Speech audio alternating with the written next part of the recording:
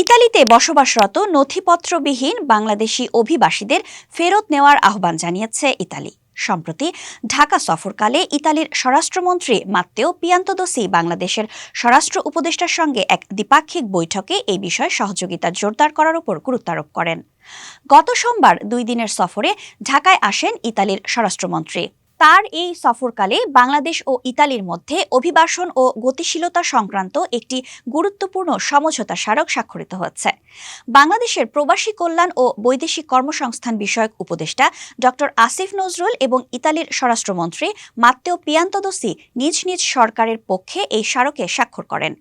এই সমঝোতা স্মারক স্বাক্ষরের ফলে বাংলাদেশের জন্য বিদেশে শ্রমবাজার সম্প্রসারণ, রেমিটেন্স প্রবাহ বৃদ্ধি এবং বৈধ অভিবাসন প্রক্রিয়ার মাধ্যমে মানুষের জীবনযাত্রার মান উন্নয়নের সুযোগ সৃষ্টি হবে। অন্যদিকে ইতালির জন্য এটি নিরাপদ, সুশৃঙ্খল ও নিয়মিত অভিবাসনকে উৎসাহিত করার পাশাপাশি তাদের শ্রমিক ঘাটতির সমস্যা সমাধানে সহায়ক হবে।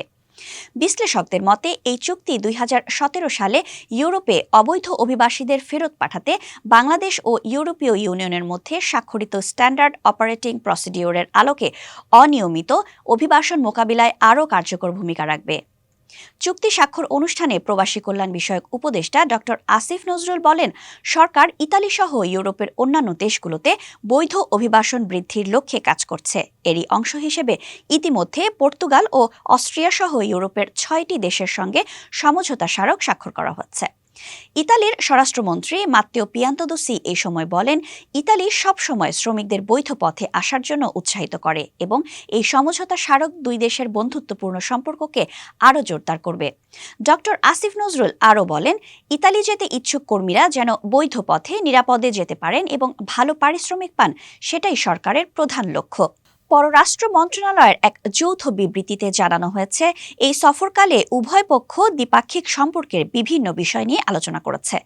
এর মধ্যে নিরাপত্তা, সহযোগিতা, অভিবাসন ব্যবস্থাপনা, আইন প্রয়োগকারী সংস্থার মধ্যে সহযোগিতা, ভিসা প্রক্রিয়া সহজ করা এবং ইতালিতে বসবাসরত বাংলাদেশি প্রবাসীদের কল্যাণ বিশেষভাবে উল্লেখযোগ্য। উভয় দেশই অর্থনৈতিক প্রবৃদ্ধি, সামাজিক উন্নয়ন এবং জনগণের কল্যাণে পারস্পরিক সহযোগিতার মাধ্যমে অংশীদারিত্ব বাড়াতে একমত হয়েছে।